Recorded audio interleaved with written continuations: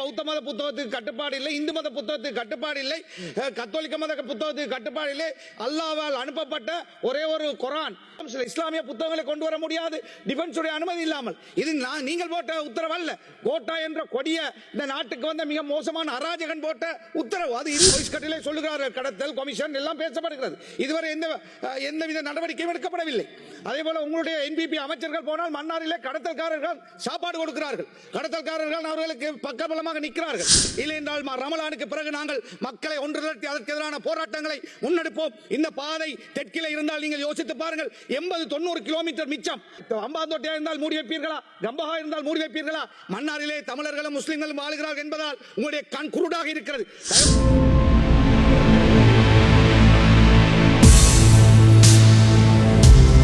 இந்த விவாதத்திலே நான் சொல்ல வேண்டிய முக்கியமான விஷயம், என்னுடைய பிரதேசத்திலே மன்னார் முசலியிலே தொழிலுக்காக வந்த வெளிமலையைச் சேர்ந்த 2 இளைஞர்கள், ஷியாத் ரியாத் சமீம், முஜாஹித் சஹ்ரான் என்ற 2 இளைஞர்கள் சலூனுக்கு முடிவெட்ட சென்ற பொழுது அவர்களை சுட்டு ஒருவர் கொலை செய்யப்பட்டிருக்கிறார்.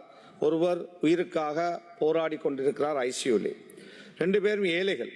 இன்று வைத்தியசாலையில் இருக்கின்ற அந்த மகனை பார்ப்பதற்கு சம்சுதீன், அதாவது ரியாதுக்கு வருவதற்கு பணமில்லாத ஒரு துப்பாக்கி, அந்த மாதிரியான ஒரு கஷ்டமான நிலையில் உள்ள 2 இளைஞர்கள் இந்த கொலையிலே கொல்லப்பட்டிருக்கிறார்கள். இது சம்பந்தமாக ஜனாதிபதியோடு நான் தொலைபேசியிலே தொடர்பு கொண்டு விஷயத்தை சொன்னேன். இப்படியான கொலைகளை நிறுத்துங்கள், இல்லை என்றால் இந்த நாட்டிலே சுற்றுலாத்துறை மாய்ந்துவிடும். எங்களுக்கு ஒரு காலத்திலே, அன்று யுத்த காலத்தில் இருந்த பயம் போல மீண்டும் ஆரம்பிக்கிறது. நாங்களும் சாதாரண சலூன் போன்ற இடங்களிலே பாதுகாப்பில்லாத நிலை வந்திருக்கின்றது. எனவே இதை சம்பந்தமாக அரசாங்கம் அவசரமான நடவடிக்கை எடுத்து அவர்களுக்கு தேவையான வைத்திய வசதியை செய்து அவரை உயிரை காப்பாற்றி தாருங்கள்.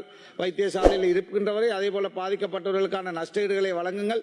இதற்கு பிறகு இவ்வாறான கொலைகள் நடக்காமல் இருப்பதற்கான ஆக்கப்பூர்வமான நடவடிக்கைகளை முன்னெடுங்கள் என்று உங்களிடத்தில் வேண்டுகோள் விடுக்கின்றோம்.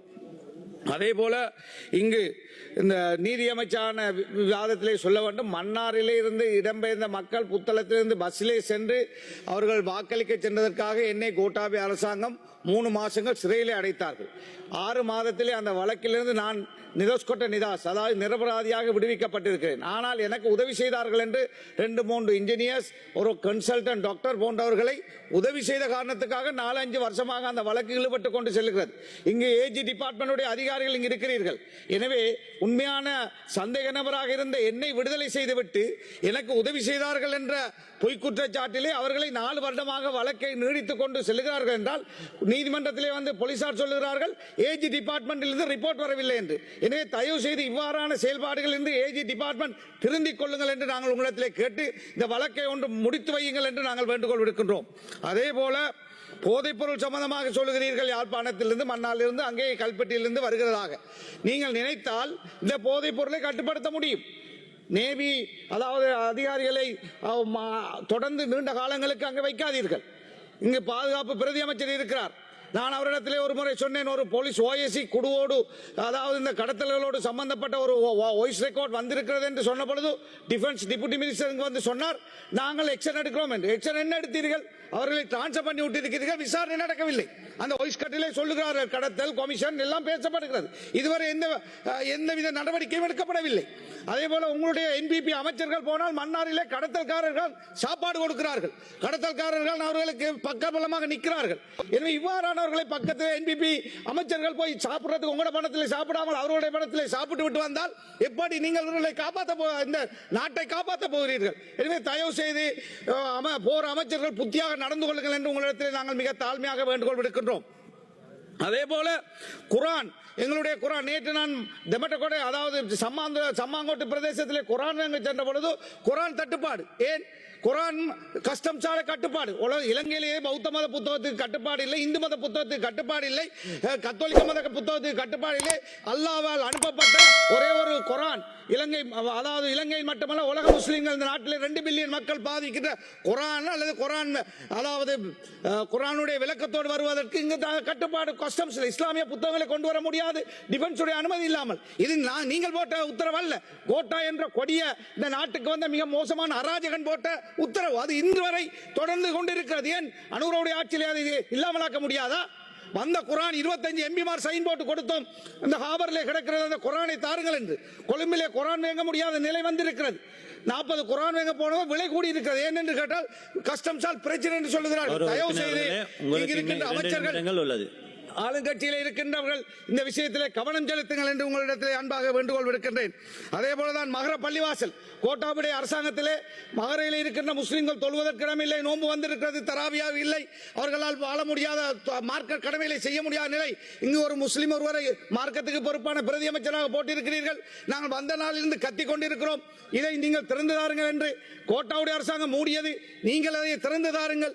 கோட்டாவுடைய ஆட்சி அல்ல இப்பொழுது நடப்பது, அனுரவுடைய ஆட்சி.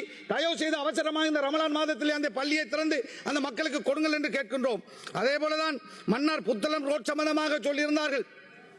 அது சம்பந்தமாக ரமலான் மாதம் என்பதனால் கூட நான் பேச விரும்பவில்லை. அந்த பாதை என்னுடைய காலத்திலே தான் திறந்தேன். அதற்கு முன்னர் 100 வருஷம் பழமை வாய்ந்த பாதை, ஆர்டிஐக்கு சொந்தமான பாதை. அந்த பாதையை திறந்த பொழுது எதிராக ஒரு கூட்டம், இனவாத கூட்டம், மதவாத கூட்டம் போய் வழக்கு போட்டார்கள். அந்த வழக்குக்கு எதிராக வைல்ட் லைஃப் டிபார்ட்மெண்ட் தொடர்ந்து போராடி கொண்டிருந்தது. இந்த உங்களுடைய அரசாங்கத்திலே தான் வைல்ட் லைஃப் டிபார்ட்மெண்ட் போய் அந்த வழக்கை நாங்கள் அதை துறக்க மாட்டோம் என்று வாபஸ் வாங்கி இருக்கிறார்கள். எனவே மாற்று கூட்டு பொய்களை இங்கு சபையிலே சொல்லிவிட்டு ஏமாற்றி விடாமல் தயவு செய்து அந்த பாதையை திறந்து தாருங்கள்.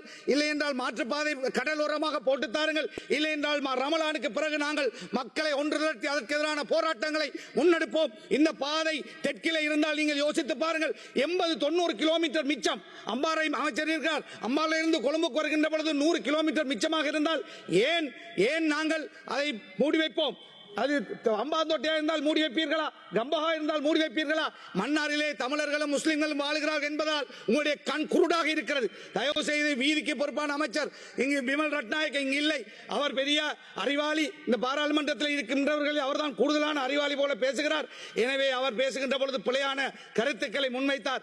ஒரு அங்குலம் கூட வில்பத்து நிலம் அளிக்கப்படவில்லை. ஒரு அங்குலத்தில் கூட முஸ்லிம்கள் குடியேற்றப்படவில்லை. வனவளத்திலே சொந்த மண்ணிலே தான் புலிகள் விரட்டிய பொழுது அகதிகளாக வந்த மண்ணிலே தான் அவர்கள் சொந்த மண்ணிலே போய் குடியேற்றினார்கள். 20 வருஷத்துக்கு பிறகு போகின்ற பொழுது காடாக இருந்தது. அந்த காடுகளை வெட்டாமல் அவர்களை குடியேற்ற முடியாது. அதை கூட நான் சட்ட ரீதியாகத்தான் அத்தனையும் செய்திருக்கிறேன். முடிந்தால் சவால் விடுகிறேன், நாங்கள் தவறு செய்தோம் என்று நிரூபியுங்கள் சட்ட ரீதியாக. அல்லாமல் மன்னார் புத்தளம் பாதையை மூடுவதற்காக மன்னாரிலே மேல்குடியேறிய மக்களுடைய காணிகளை வெட்டியதாக இந்த சபையிலே பொய் குற்றங்களை சாட்டாதீர்கள் என்று சொல்லி உடனடியாக அந்த பாதையை மீள மக்களுக்கு தாருங்கள். 100 வருடம் பழமை வாய்ந்த பாதை என்பதை நான் இந்த சபையிலே கூறிக்கொண்டு, அதே போல எங்களுடைய முடித்துக் கொள்வோம். ஒரு நிமிஷம் நாங்க அதே போல எங்களுடைய குடு சம்பந்தமாக நீங்கள் எடுக்கின்ற நடவடிக்கைகளுக்கு பாராட்டுக்களை சொல்கிறோம். அதே போல உங்களுடைய இனவாதம் இல்லாத நடவடிக்கைகள் தொடர்கிறது. ஜனாதிபதி அதிலே உறுதியாக இருக்கிறார். ஆனால் உங்களுக்குள்ளே இருக்கின்றவர்கள் அதிலே உறுதியாக இருக்கிறார்களா என்பது எங்களுக்கு கேள்விக்குறியாக இருக்கிறது. ஏனென்றால் யாழ்ப்பாணத்துக்கு பொறுப்பான அமைச்சரிடத்திலே சொன்னேன், சந்திரசேகரன் என்னுடைய நண்பர், முஸ்லிம்கள் அகதிகளாக போனவர்கள், மீள குடியேற போனவர்களுக்கு 8 கோடி ரூபாய் ரணில் ஒதுக்கிய பணம் திரும்பி போனது. திருப்பி தாருங்கள் என்று கேட்டபொழுது தருகிறேன் என்று இன்று வரை தரவில்லை. 4 கோடி ரூபாய் அவர்களுக்கு பாதைக்காக வந்த பணம் திரும்பப்பட்டது. அதை இன்னும் தரவில்லை. எனவே இவ்வாறு ஒரு சில அமைச்சர்கள் செயல்படுகிறார்கள். அதை தடுத்து நிறுத்துங்கள் என்று கேட்டு